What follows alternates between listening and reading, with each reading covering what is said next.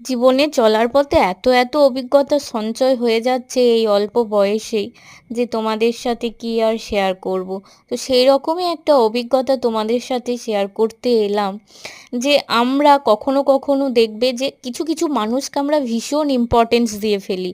মানে হয়তো তারা আমাদের কাছ থেকে সেই অতটা গুরুত্ব পাওয়ার যোগ্য রাখে না, কিন্তু আমরা তবু তাদেরকে এতটা ভালোবেসে ফেলি যে তাদেরকে তাদের পাওনার চেয়ে অতিরিক্ত গুরুত্ব আমরা দিয়ে ফেলি, এবং আমরা আশা করি সেই মানুষগুলো আমাদেরকে অতটা গুরুত্ব দেবে। কিন্তু বাস্তবে সেটা একদমই হয় না।